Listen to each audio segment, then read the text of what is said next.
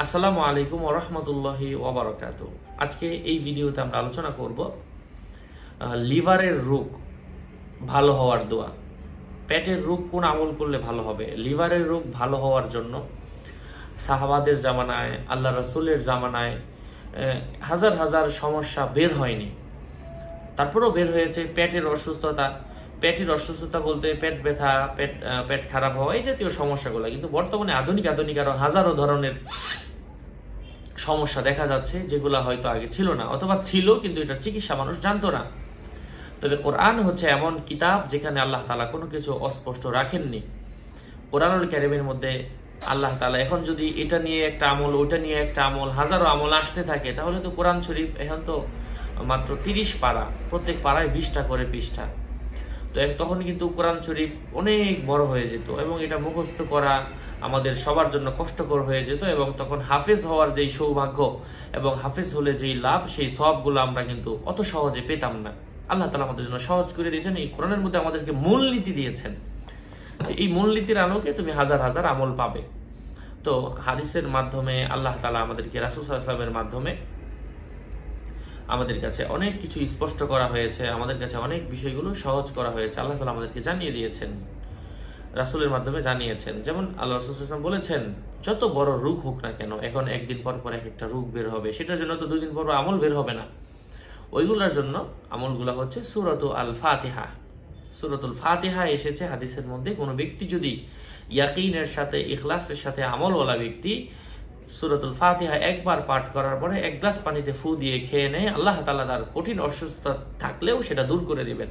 এক সাহাবীকে সাপে কেটেছিল, সাপে কাটার বিষ আল্লাহ রাসূল সাল্লাল্লাহু আলাইহি ওয়াসাল্লাম এক সাহাবী সূরা ফাতিহা পরে পানিতে ফু দিয়ে খাওয়ায় দেন, এবং ওই ব্যক্তির শরীরে ঝাড়ফুঁক করেন, তার শরীর থেকে সাপের বিষ নেমে যায়। সূরা ফাতিহার মধ্যে এমন অলৌকিক জিনিস রয়েছে। তাফসিরুল মুফাসসিরিন ইকরাম এগুলাকে, সূরা ফাতিহাকে সূরাতুশ শিফা বলে আখ্যায়িত করেছেন, অর্থাৎ এটা বলে রোগ মুক্তির আমল দোয়া। যাই হোক, এবং আল্লাহ তাআলা আমাদেরকে বলেছেন, ওয়া নুনাজ্জিলু মিনাল কুরআনি মা হুয়া শিফাউন ওয়া রাহমাতুল লিল মুমিনিনা ওয়া লা ইয়াজিদুজ জালিমিনা ইল্লা খাসারা। আমি কোরআন থেকে যে আয়াতটাই নাজিল করেছি না কেন, প্রত্যেকটা আয়াতই হচ্ছে মানুষের জন্য আরোগ্যতা স্বরূপ, শেফা স্বরূপ। এই আয়াতগুলা পাঠ করলে মানুষ আরোগ্যতা লাভ করবে, উপকার লাভ করবে। কোনো কিছু অতিরিক্ত নাজিল করি নাই। এটা কারা শেফা পাবে না?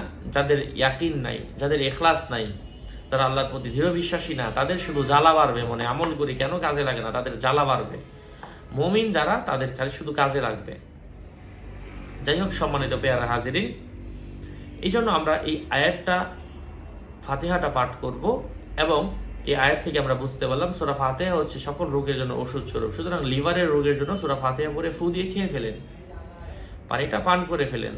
দ্বিতীয়ত যে সিস্টেম আছে, আমি শর্টকাটে যদি কিছু আল্লাহ তাআলার নাম বলি, আল্লাহু শাফি, আল্লাহু কাফি, আল্লাহ তাআলা শেফা দান করেন, আল্লাহ তাআলা আমাদের জন্য যথেষ্ট, হাসবুনাল্লাহু ওয়া নি'মাল ওয়াকিল, আল্লাহ আমাদের জন্য যথেষ্ট, নি'মাল মাওলা ওয়া নি'মান নাসির, তিনি কতই না উত্তম আল্লাহ, তিনি কতই না উত্তম ব্যবস্থাপক।